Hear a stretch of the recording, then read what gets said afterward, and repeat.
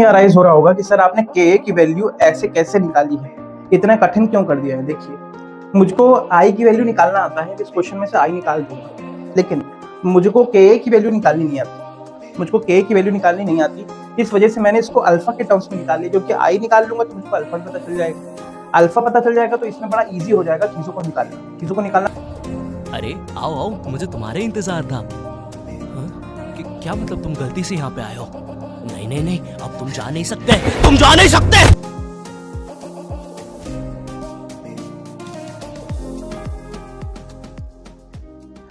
तो नमस्कार बच्चों, मेरा नाम जनार्दन दीक्षित है और आज आपके सामने लेके आए हैं न्यूमेरिकल्स सॉल्यूशन चैप्टर के 5 से 6 न्यूमेरिकल्स लाए हैं। एक एक करके आपको एक स्टेप करके दिखाएंगे आपको, और उम्मीद है कि इन क्वेश्चंस करने के बाद आपके काफी सारे कंफ्यूजन खत्म हो जाएंगे। काफी टीचर्स एक काम करते हैं कि आसान आसान क्वेश्चन करवा देते हैं और कठिन कठिन क्वेश्चन बच्चों के लिए छोड़ देते हैं, लेकिन मैंने यहाँ पे उल्टा किया है।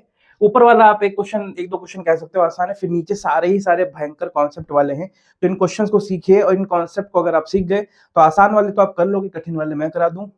और एक दो और क्वेश्चन देखेंगे, कुछ पोर्शन बाकी था हेनरी लॉ का, वो देख लेंगे और अपना पोर्शन आगे का शुरू करेंगे। आगे के पोर्शन में हमारा सरफेस केमिस्ट्री आने वाला है, लेकिन आज के लेक्चर में हम थोड़ा हेनरी लॉ वाला कॉन्सेप्ट थोड़ा बच गया था, उसको बताएंगे। हाइपरटोनिक, आइसोटोनिक और हाइपोटोनिक वाला ग्राफ एक बच गया था बताने को, हेनरी लॉ को, वो बताएंगे और आगे बढ़ेंगे। तो आइए शुरू करते हैं आज का लेक्चर। एनर्जी थोड़ी सी डालो, थोड़ी सी एनर्जी डालो बेटा। हाँ हाँ, तो मैंने आज कुछ डाला ही नहीं, तो ऊपर यहाँ पे डाल लेना सॉल्यूशन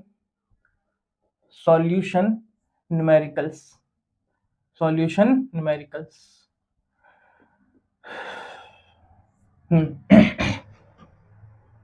तो पहला क्वेश्चन हमारा बड़ा ही इजी है, इसका आंसर तो हम इधर सॉल्व करते चलेंगे एक एक करके। आंसर ये है कि भैया ग्लूकोज पानी में घोला गया है।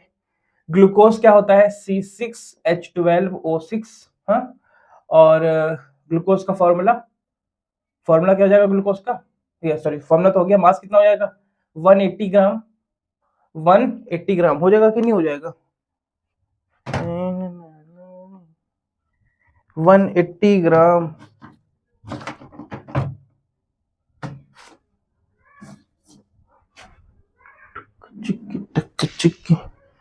मार्कर गलत उठा लिया बे ये।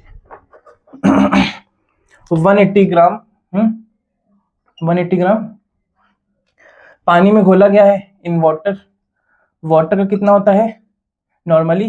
18 ग्राम। ये क्या है? Molecular weight. क्या है? Molecular weight. परसेंटेज देखना आपको आना चाहिए। अगर 10% W/W लिखा हुआ है, 10% W/W लिखा हुआ है, तो इसका मतलब क्या होगा? इसका मतलब क्या होगा? मैं ये कहूंगा कि भैया मेरा 10 ग्राम ऑफ सॉल्यूट, मतलब 10 ग्राम ऑफ ग्लूकोज जो है वो डिसॉल्व है इन 100 ग्राम ऑफ वाटर में। 100 ग्राम ऑफ वाटर में। सबसे पहले पूछा है मोलैलिटी। मोलैलिटी का फॉर्मूला क्या होता है? मोलैलिटी का फॉर्मूला क्या होता है बेटा? Number of moles of solute.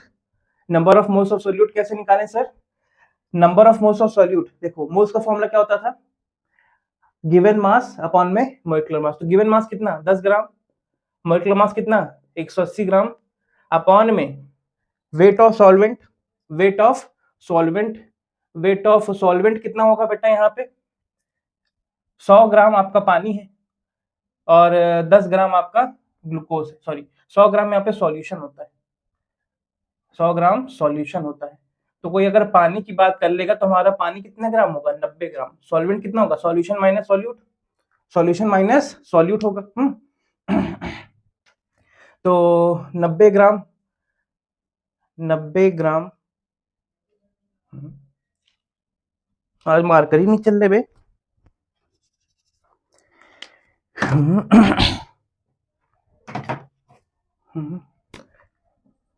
90 ग्राम 90 ग्राम, और आप मल्टीप्लाई करना पड़ेगा आपको 1000 से, क्योंकि आप ग्राम में चीजों को रख रहे हो।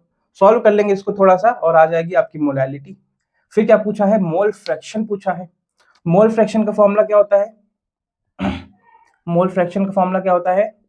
किसका? किसी का भी आप एक का निकाल दो, दूसरे का तो अपने आप पता चल जाएगा। 1 से माइनस कर देंगे, 1 से माइनस कर देंगे। तो मैं सॉल्यूट का निकाल लेता हूं। तो सॉल्यूट के मोल्स ऊपर रखे, तो कितना हो जाएगा 10/180 अपॉन में 10/180। सॉल्वेंट के मोल्स कितने हो जाएंगे? सॉल्वेंट्स के मोल कितने हो जाएंगे? 90/18। इसको सॉल्व कर लेंगे तो मोल फ्रैक्शन आ जाएगा। मोलैरिटी निकालनी है। मोलैरिटी का फॉर्मूला क्या होता है सर? मोलैरिटी का फॉर्मूला होता है मोल्स ऑफ सॉल्यूट मतलब 10/18 बाई वॉल्यूम ऑफ सॉल्यूशन। अगर ml में है तो इनटू 1000। वॉल्यूम कैसे निकालें सर? डेंसिटी दे रखी है। डेंसिटी का फॉर्मूला क्या है? 1/2। ये क्या होती है? Mass by volume. तो यहाँ से मास पता है सॉल्यूशन का? Yes, 100/v। तो यहाँ से वॉल्यूम नहीं निकल आएगा? अबे वॉल्यूम नहीं निकल आएगा। वॉल्यूम निकल आएगा कैसे? 100/1.2। मोलैरिटी के फॉर्मूले में वापस रख देंगे जाके। मोलैरिटी के फॉर्मूले वापस रख देंगे 10/180 और 100/101.2 इंटू 1000 करना पड़ेगा क्योंकि आपने ml में चीजों को रखा है। तो मैंने सारी चीजों को आपके सामने रख दिया है। अब क्या आप मैथमेटिकल कैलकुलेशन नहीं कर पाओगे? क्योंकि मैं करूंगा तो कैलकुलेटर से भी कर दूंगा मोबाइल से, मैं कैलकुलेशन नहीं करने वाला, है ना। तो आपकी मैंने मोलैरिटी निकलवा दी, मोल फ्रैक्शन निकलवा दिया। पहला क्वेश्चन हमारा हो गया। बहुत आसान था। दूसरा वाला क्वेश्चन भी बड़ा आसान है। नीचे वाले क्वेश्चन में बड़ा अच्छा कॉन्सेप्ट लग रहा है, वेट करिएगा, बहुत कुछ सीखने को मिलने वाला है यहाँ पे, है ना। और ये वाले कॉन्सेप्ट अगर आप सीख के जाएंगे तो मजा आ जाएगी। तो बेटा मजा आ जाएगी। मेरा मार्कर नहीं चल रहा इतने। सॉल्व करते हैं बेटा, दूसरा क्वेश्चन सॉल्व करते हैं। दूसरा क्वेश्चन क्या कह रहा है? दूसरा क्वेश्चन है KH बोल दिया मतलब हेनरी लॉ। हेनरी लॉ भैया फॉर्मूले सारे आने चाहिए अब आपको। हेनरीज लॉ सारे फॉर्मूले पढ़ा चुके हैं।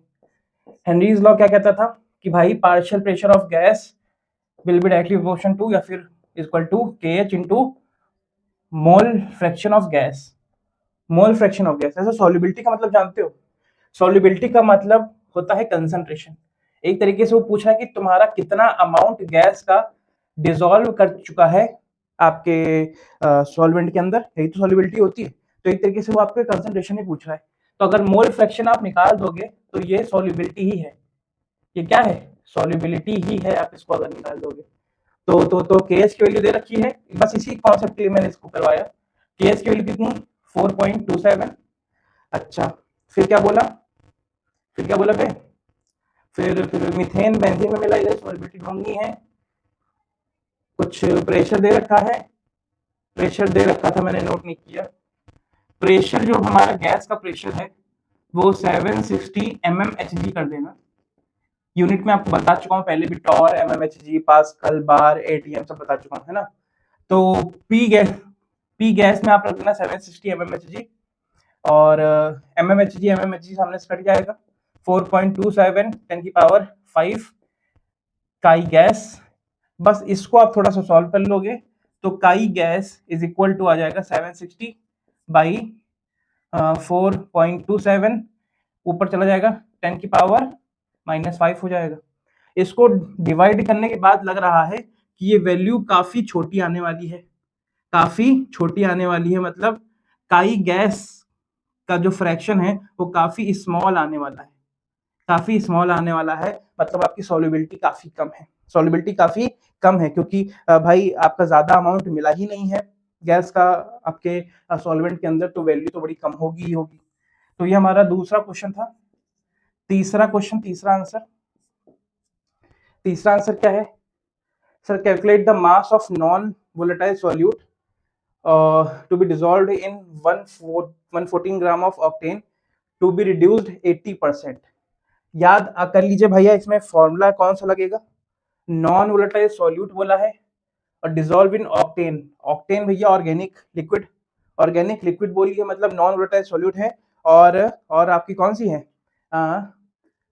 Soluble liquid, sorry volatile liquid. दूसरी क्या है? Volatile liquid.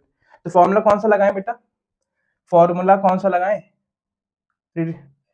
P0 minus PS upon में PS is equal to chi solute लगा दें, इसे निकलेगा। क्या चीजें हमको गिवन है? अच्छा, ठीक है। तो हमको 80% रिडक्शन हुआ है, ये गिवन है। पी नॉट हमारा इनिशियल होता था। अच्छा, कभी भी परसेंटेज की बात दे रखी हो तो इनिशियल वैल्यू आपकी 100 हो जाएगी, इनिशियल वैल्यू आपकी 100 हो जाएगी।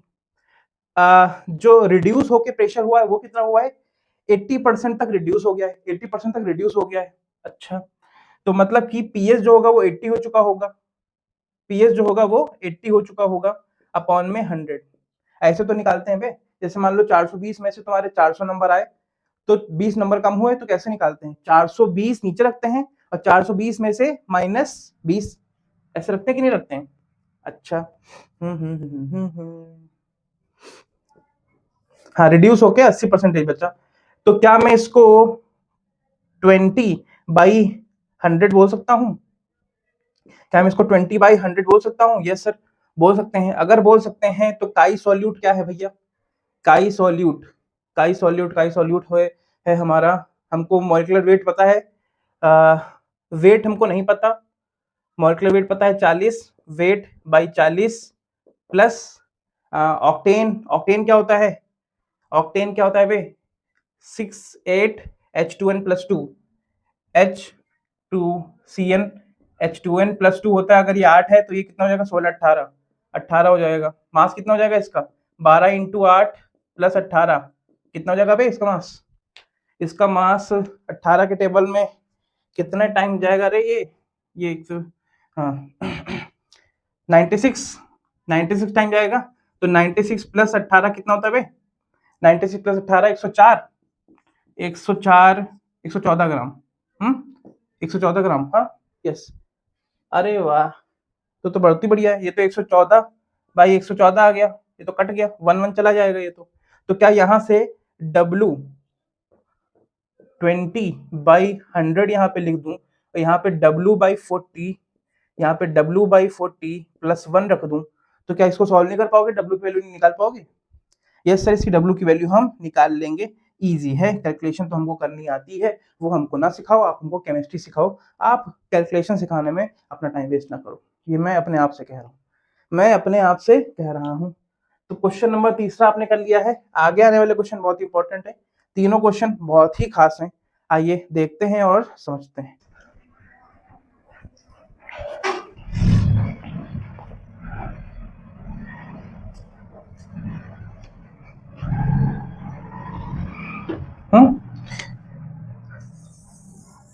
तो ये 3 क्वेश्चन अभी बाकी हैं, आइए करते हैं कि करके।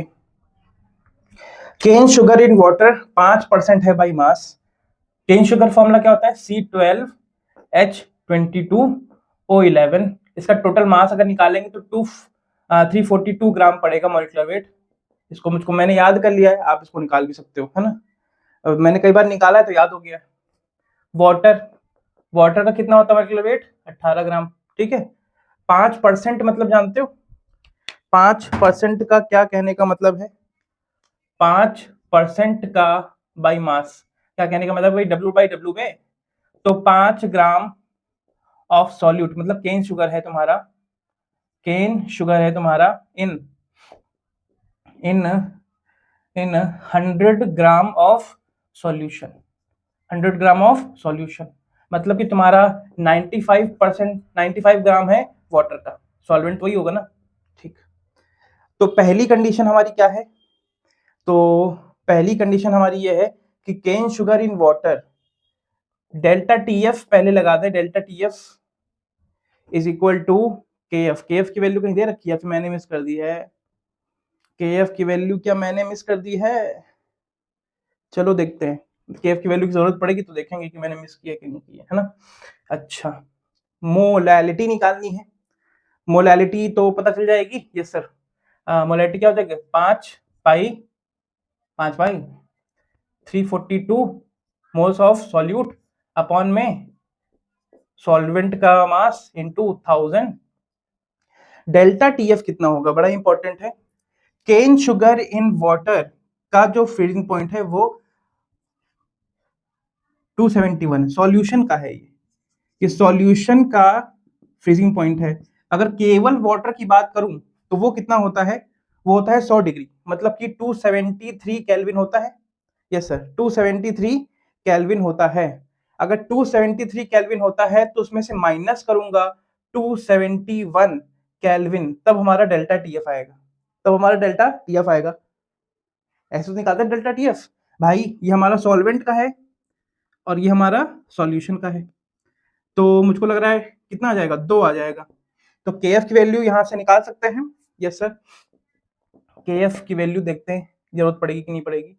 इंटू 5/342 इंटू 95 ऊपर 1000 से 1000। ठीक है, पहली क्वेश्चन चलो ये मान लेते हैं। दूसरी क्वेश्चन क्या बनेगी? दूसरी question, calculate the freezing point of 5% glucose. इस बार ग्लूकोज की बात कर रहे हैं। ग्लूकोज का फॉर्मूला क्या होता है? C6H12O6 इन वाटर है ये, और वही है 5%, वही है 5% बाई मास। इसका मास होता है मोलिकुलर मास 180, है ना। इसका डेल्टा टीएफ क्या होगा बेटा? हाँ, कह रहा है कि इस ग्लूकोज इन वाटर का आपको फ्रीजिंग पॉइंट बताना है। प्योर वाटर का उसने दे दिया है इतना होता है 0.15, में उतना ले नहीं रहा है ना, इतना अप्रोक्सीमेट कर रहे हैं हम लोग। तो यहाँ पे डेल्टा टीएफ कितना होगा? 273 माइनस एफपी, जो हमको सॉल्यूशन का फ्रीजिंग पॉइंट निकालना है, इन इज इक्वल टू के एफ, इज इक्वल टू के एफ इनटू कर देंगे 5 ग्राम बाई 180 इंटू 95 इंटू 1000। अच्छा सर, के एफ और के एफ को मैं काट दूंगा क्योंकि दोनों ही के एफ बराबर हैं। ऐसा क्यों कहा जा रहा है? क्योंकि सर जो आपके के एफ होते हैं ना, के एफ और के बी, ये आपकी प्रॉपर्टी होते हैं सॉल्वेंट की। के एफ या फिर के बी आपकी प्रॉपर्टी होते हैं सॉल्वेंट की, और दोनों ही सॉल्यूशन जो तुमने बनाए हैं उसमें सॉल्वेंट सेम है, उसमें सॉल्वेंट सेम है।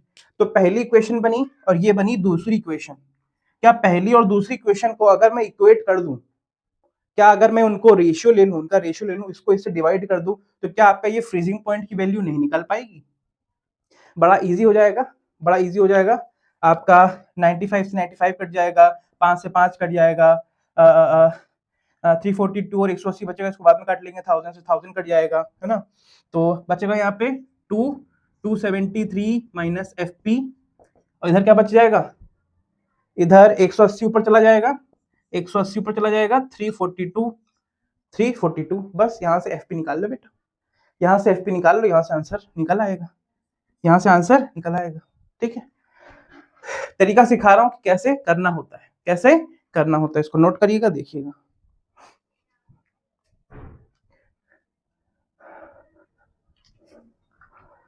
हाल तुमको भी अपना सुनाएंगे, चाय पे बुलाएंगे। नया गाना रिलीज हुआ है, चाय पे बुलाएंगे। ना ना ना ना ना ना ना ना ना ना।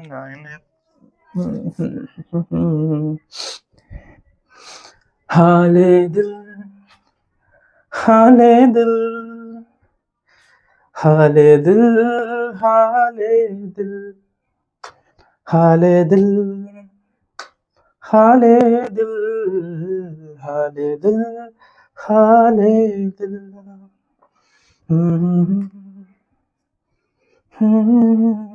नया माइक मंगाया है मैंने, काफी ज्यादा खर्चा किया है। कोई हॉलीलैंड का माइक मंगाया मैंने, तो काफी महंगा होता है, तो शायद उससे और अच्छी आवाज आपको आए। जो थोड़ी बहुत खिरखिराहट इसमें आती है वो आपको शायद उसमें ना आए। उम्मीद है ये यार, मंगाया इतना पैसा देख के शायद अच्छी चीज निकले, नहीं निकलेगा तो ट्राई तो कर सकते हैं। अच्छी अच्छी चीजें ला रहे हैं आपके सामने, है ना। और अब थोड़ी आवाज भी कम गूंजती होगी, पहले आवाज ज्यादा गूंजती थी। काफी ज्यादा इंतजाम किया है इस कमरे में। किसी दिन आपको अपना ये रूम का टूर करवाऊंगा। क्या रूम का टूर करवाऊंगा? हम हैं, आप हैं, और इस कमरे में कोई नहीं है। टूर तो ऐसे ही हो रहा है, टूर तो ऐसे ही हो रहा है। ही नमस्ते, नमस्ते, नमस्ते। हाल तुमको भी अपना सुनाएंगे।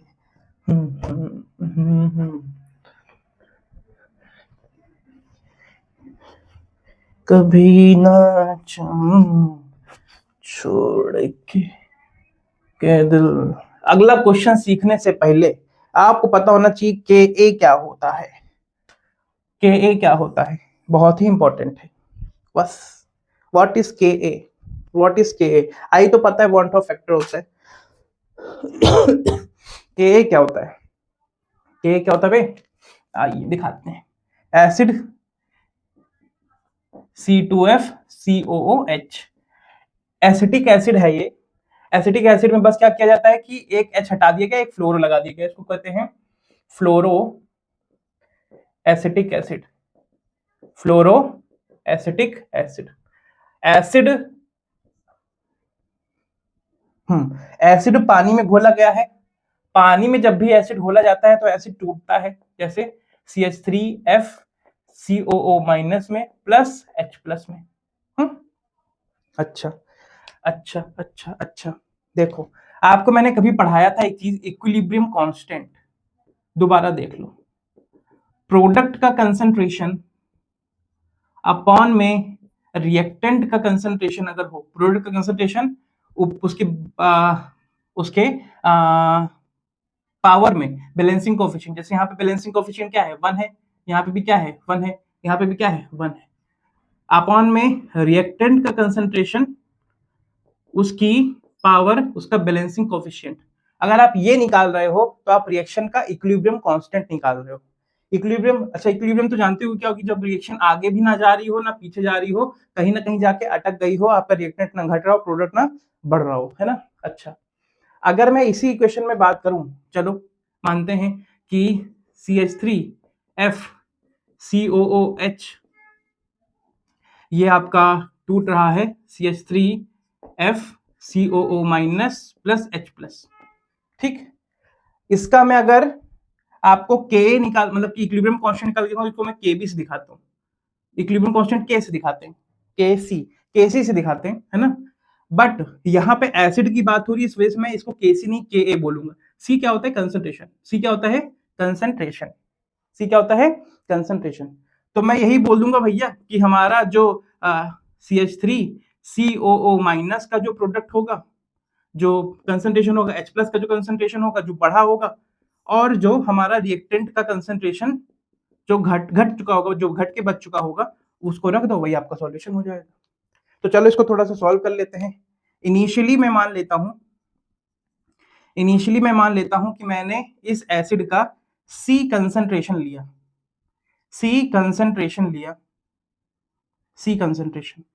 और याद है इसको मैंने एक बार आपसे पिछली क्लास में इसको मोल भी बोला था। मोल तब बोलेंगे इसको जब आपका सॉल्यूशन 1 लीटर हो, लेकिन जो मुझको ये दिख रहा है इसमें पहली बात मोलैलिटी की बात हो रही है, मोलैलिटी की तो बात हो नहीं रही है। तो सॉल्यूशन अगर 1 लीटर नहीं बोला हुआ है तो उसको आप कंसंट्रेशन बोलोगे। क्या बोलोगे इसको? कंसंट्रेशन। शुरुआत में आपका ये और ये दोनों ही क्या होंगे? 0 और 0। CH3FCOO माइनस और H प्लस दोनों ही 0 होंगे। मान लो 5 मिनट रिएक्शन चल गई, वैसे 5 मिनट नहीं बोलना चाहिए। आफ्टर सम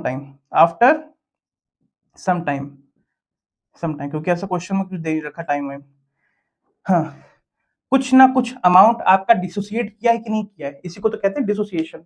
यस इसको कहते हैं डिसोसिएशन। यस सर, डिसोसिएशन याद आया तो भैया डिसोसिएशन याद आया होगा तो डिसोसिएशन कांस्टेंट भी याद आया होगा आपको। वो क्या होता था सर? डिसोसिएशन कांस्टेंट होता था आपका degree of dissociation alpha, initial concentration after some time, चलो डिसोसिएट जो हो गए माइनस A, इसको मैं मान लेता हूं जो डिसोसिएट हो गया, जो क्या हो गया? डिसोसिएट हो गया। जो डिसोसिएट हो गया तो वही बढ़ गया होगा, A और A यहाँ पे बढ़ गया होगा, जो इधर कम हुआ होगा वही इधर बढ़ गया होगा। अल्फा क्या होता है? जो डिसोसिएट हुए अपॉन में इनिशियल अमाउंट, जो या फिर मोल्स या फिर कंसंट्रेशन जो आपका डिसोसिएट हुआ अपॉन में इनिशियल कंसंट्रेशन या फिर मोल्स, ठीक है। अच्छा, तो यहां से A की वैल्यू आ जाएगी, C अल्फा बोलते हैं इसको। क्या इस पूरी इक्वेशन को मैं अल्फा के टर्म्स में लिख सकता हूं? Yes sir, C minus C alpha. अब यहां से अगर मैं आपका Ka निकालूं, क्या निकालूं? Ka, तो Ka क्या हो जाएगा? C square alpha square upon में C 1 माइनस अल्फा। अच्छा, इसको मैं काट पीट के लिख सकता हूं C अल्फा स्क्वायर अपॉन में 1 माइनस अल्फा। देखिए यहाँ पे एक और चीज बताता हूं आपको कि अल्फा की वैल्यू जो होगी वो 1 से काफी छोटी होगी, 1 से काफी छोटी होगी। क्यों? क्योंकि पहली बात तो ये एसिटिक एसिड है, एसिटिक एसिड है तो 100% तो स्ट्रॉन्ग एसिड तो है नहीं जो 100% डिसोसिएट तो करेगा नहीं, कम डिसोसिएट करेगा मतलब डिग्री ऑफ डिसोसिएशन क्या होगा, कम होगा।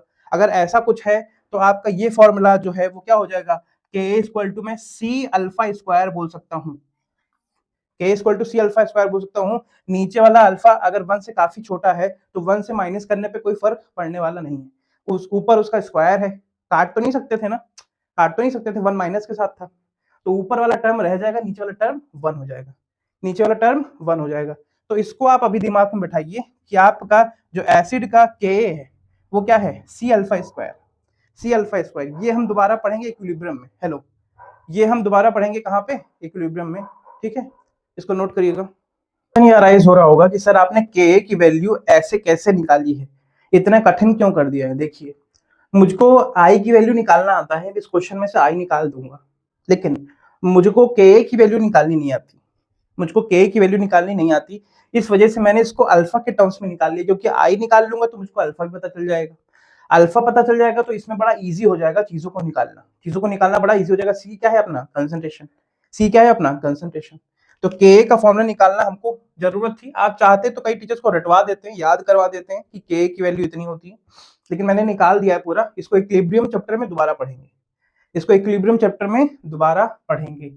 आइए, अभी न्यूमेरिकल चल रहा है बेटा, असली बात कहूं तो ये न्यूमेरिकल का पार्ट नहीं था, आपको आना चाहिए क्योंकि आप ये क्लास 11 का चैप्टर होता है ना, लेकिन मेरा सिस्टम थोड़ा दूसरा है, मैं उल्टा लिए जा रहा हूँ। उल्टा क्या मतलब कि जो चीजें मैं इकट्ठा कर सकता हूँ उनको मैं इकट्ठा करके पढ़ा रहा हूँ, जैसे कंसंट्रेशन टर्म मैंने इकट्ठा कर रखा है, इकट्ठा करके ही पढ़ा रहा हूँ, है ना।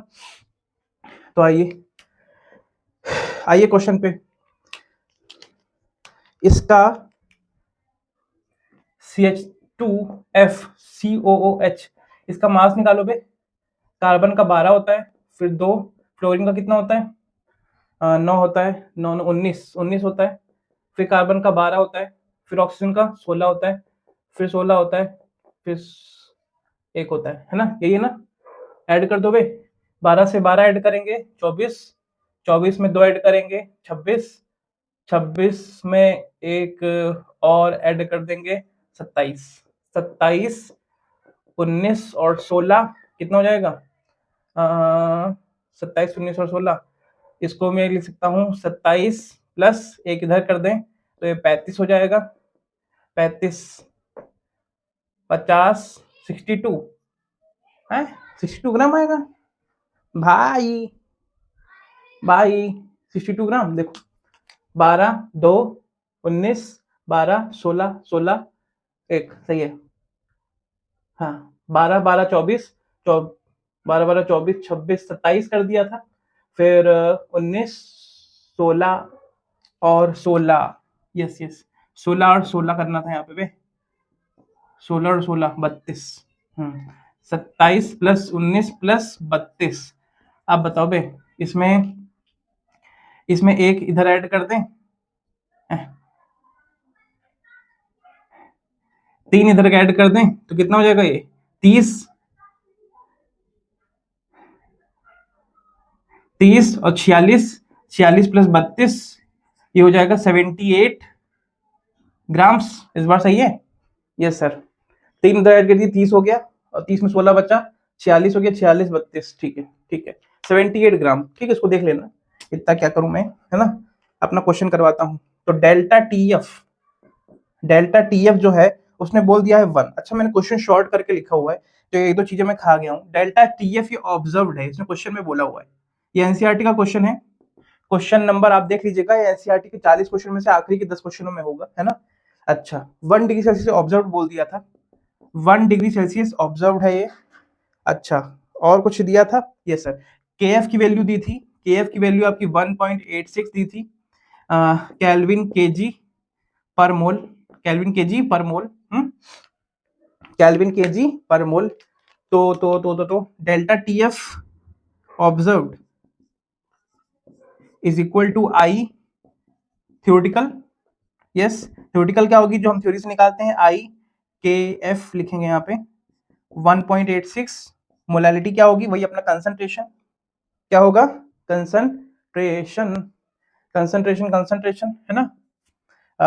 डेल्टा टी एफ कितना 1 degree, 1 is equal to i 1.86। Concentration क्या है sir? Molality 19.5 moles of solute, ऊपर लिख देंगे 19.5 बाई 78 डिवाइडेड बाई वाटर का कितना मास लिया 100। अगर 100 इधर लिया है तो 1000 से इंटू कर देंगे, यहाँ पे 1000 से इंटू कर देंगे, ठीक है। तो इसको काट पीट के आपकी आई की वैल्यू आ जाएगी। यस सर, आई की वैल्यू आ जाएगी। फिर आपकी आई, एक और फॉर्मूला आपको पढ़ाया था, alpha equal to i minus one n minus one, पढ़ाया था। यस सर, एन क्या होते थे? जितने टूटे। तो ये एसिड कितने में टूटा था? 2 में टूटा था, तो एन की वैल्यू क्या हो जाएगी? तो यहाँ पे हो जाएगा 2 माइनस 1। आई की वैल्यू ऊपर से निकाल लोगे तो क्या अल्फा नहीं निकल आएगा? यस सर, अल्फा निकल आएगा।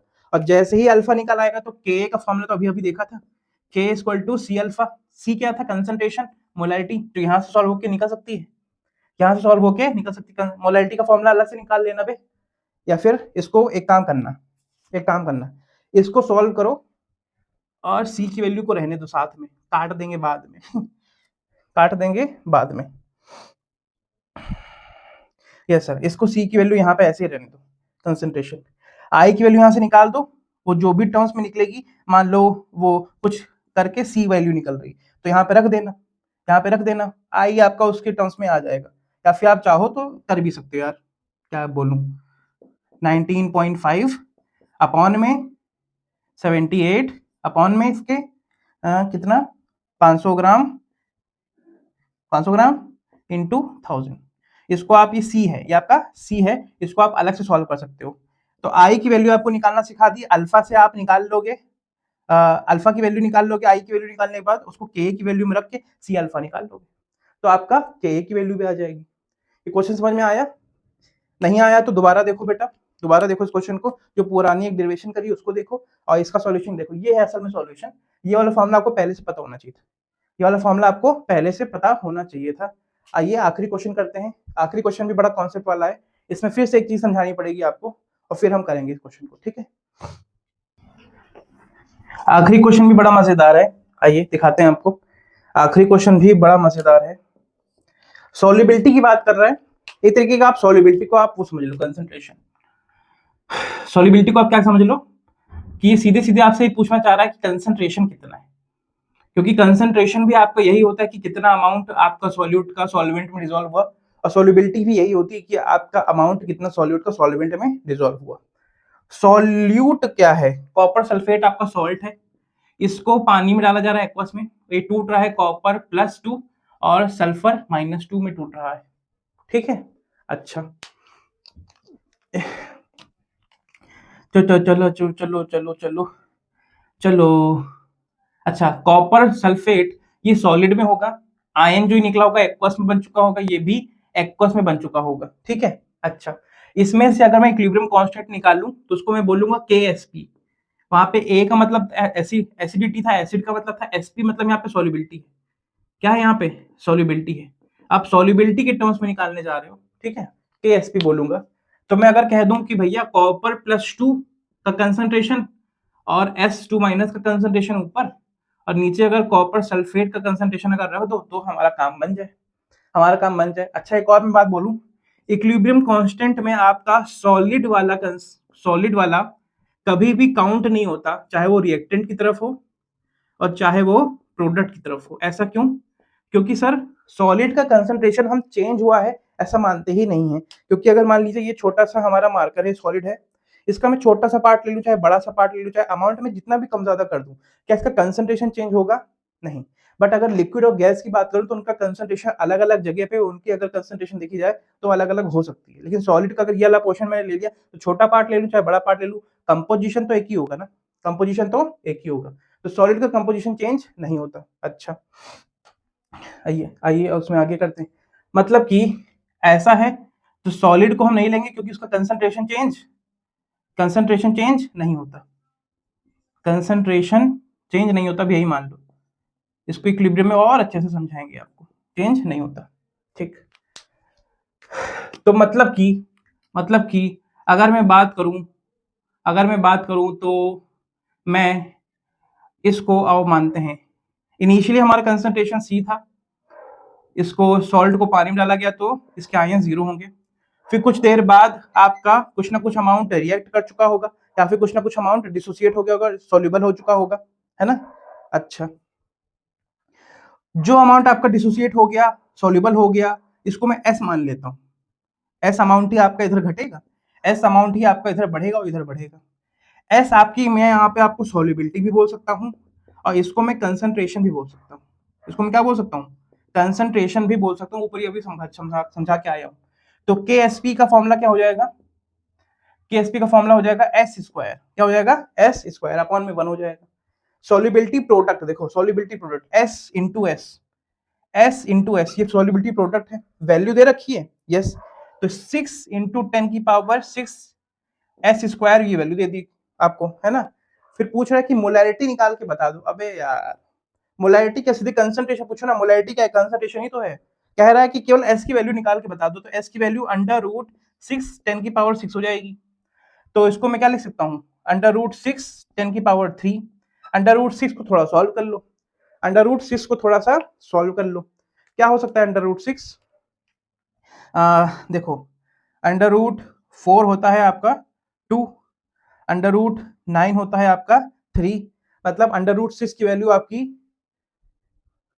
2 से 3 के बीच में ही आने वाली है, 2 से 3 के बीच में ही आने वाली है।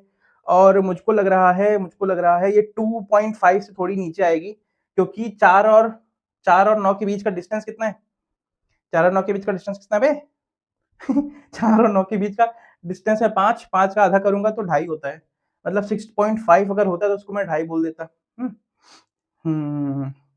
हाँ, तो मुझको लग रहा है ये 2.3 वैल्यू आएगी या फिर 2.4, इतनी कोई वैल्यू आएगी। इसको सॉल्व करके आप लोग देख सकते हो। 2.3 लिख दो, चल जाएगा। 2.3 लिख दो, चल जाएगा, ठीक है। तो इसको हम लोग ऐसे कर सकते हैं, इस क्वेश्चन को, इसको देख लेना थोड़ा सा, है ना। हाँ, तो ये सारे न्यूमेरिकल्स आपके मैंने करवा दिए।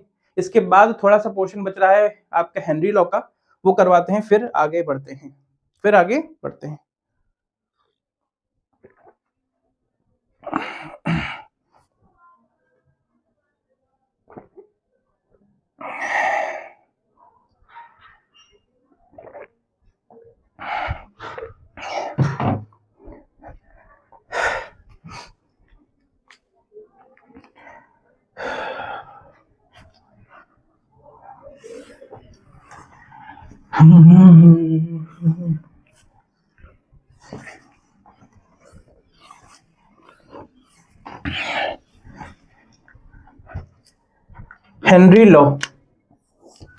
हेनरी लॉ की कुछ चीजें बच गई थी बेटा, हेनरी लॉ की कुछ चीजें बच गई थी। हेनरीज लॉ क्या बच गया था?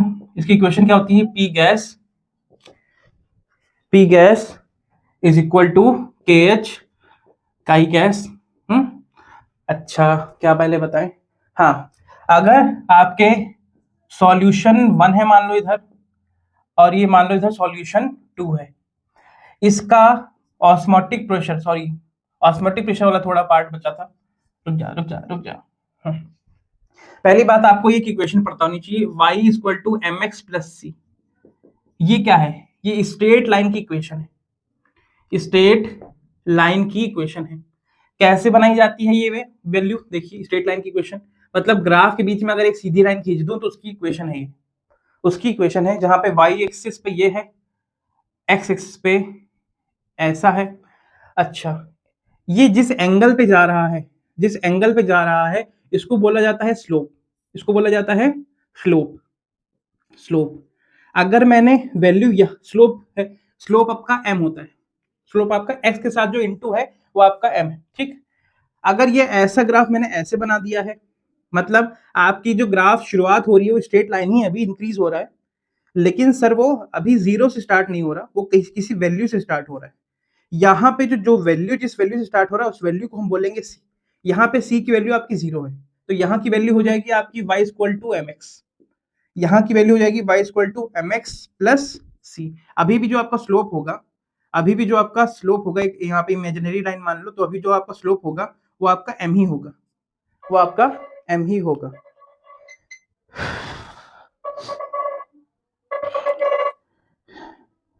हेलो जी सर, मैंने दोपहर में कॉल किया था लेकिन आपको उठा नहीं कॉल।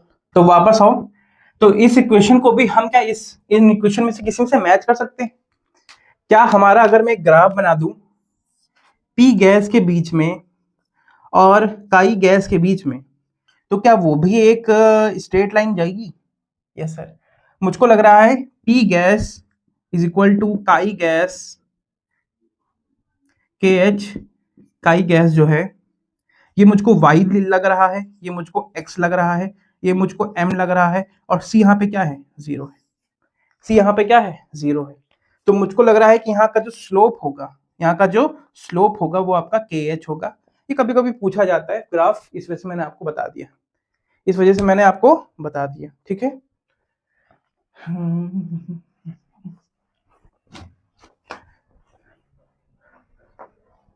अच्छा, और क्या है? और ये है कि जब सॉल्युबिलिटी की बात होती है गैस की लिक्विड के अंदर, गैस की लिक्विड के अंदर सॉल्युबिलिटी की बात होती है, तो आपका एक फॉर्मूला चलता है लाइक डिसॉल्व लाइक का, लाइक डिसॉल्व लाइक का मतलब कि अगर आपकी गैस पोलर है तो सॉल्वेंट भी आपका पोलर होगा तो ज्यादा अच्छा होगा, नहीं तो डिसॉल्व नहीं होगा, नहीं तो डिसॉल्व नहीं होगा। और या फिर वाइस वर्सा, मतलब नॉन पोलर है तो फिर नॉन पोलर ऐसे लिख दो। फिर नॉन पोलर अगर आपका सॉल्यूट है तो वो डिसॉल्व होगा नॉन पोलर सॉल्वेंट में, नॉन पोलर सॉल्वेंट में। एग्जाम्पल है कोई? यस सर, एग्जाम्पल है। जैसे मैं आपका सॉल्यूट ले लूं HCl, तो HCl पानी में बड़े अच्छे से घुल जाएगा, बड़े अच्छे से घुल जाएगा। लेकिन अगर मैं कुछ ऐसी लिक्विड ले लूं जो आपकी पोलर ना हो, जैसे मैं ले लूं कोई ऑर्गेनिक ले लेता हूं, ऑर्गेनिक C8H18 ले लेता हूं, ऑक्टेन, इसको मैं पानी में घोलने की कोशिश करूंगा, हेलो, इसको मैं पानी में घोलने की कोशिश करूंगा तो इसकी सॉल्युबिलिटी अच्छी नहीं आती, इसकी सॉल्युबिलिटी अच्छी नहीं आती है ना। हाँ, तो इसको ऐसे बोल सकते हैं। और अच्छा, गैस की बात कर रहे हैं ना, तो सॉरी भाई। हाँ, तो अगर ये लिक्विड हो गया तो कोई गैस की बात करो यार, गैस हमारी CO2 हो जाएगी। CO2 हमारी कैसी है? Non polar. तो ये वाला चलेगा, ये वाला नहीं चलेगा। नॉन पोलर और पोलर नहीं मिलता, पोलर और पोलर आपस में मिलेगा, पोलर और पोलर आपस में मिलेगा, ठीक है। तो हमको ये बताना था हेनरी लॉ वाला कुछ एक पोर्शन, एक बताना है आपको ऑस्मोटिक प्रेशर वाला, ऑस्मोटिक प्रेशर वाला एक पोर्शन बताना है आपको। क्या है? अगर सॉल्यूशन 1 है और सॉल्यूशन 2 है, एक का ऑस्मोटिक प्रेशर π1 है, एक का π2 है, और ये ज्यादा है, तो जिसका ज्यादा है उसको मैं बोलूंगा hypertonic, hypertonic solution, hypertonic solution, इसको मैं बोलूंगा हाइपोटोनिक सॉल्यूशन, हाइपोटोनिक सॉल्यूशन। मतलब कि sir C1R(T1) is greater than C2R(T2), ठीक, यहाँ पे टेम्परेचर अलग अलग माना गया है। अगर सर सॉल्यूशन 1 और सॉल्यूशन 2 का ऑस्मोटिक प्रेशर बराबर हो गया तो मैं इन दोनों को ही बोल दूंगा आइसोटोनिक, आइसोटोनिक सॉल्यूशंस मैं इनको बोल दूंगा। यहाँ पे आपका हो जाएगा C1R(T1) is equal to C2R(T2). बस इतनी सी चीजें हैं।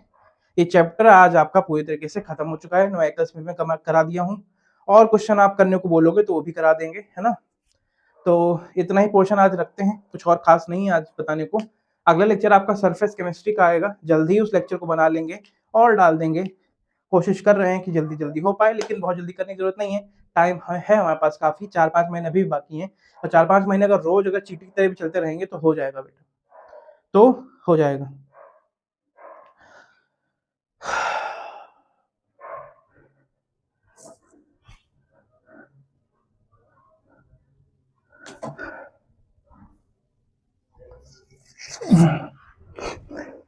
हाँ, तो बेटा ये लेक्चर यहीं पे खत्म करते हैं, और आते रहिएगा, पढ़ते रहिएगा, और आपको आगे भी चीजें बताते रहेंगे। नोट्स इसके मैं दे चुका हूँ, कुछ क्वेश्चंस भी देंगे इसके।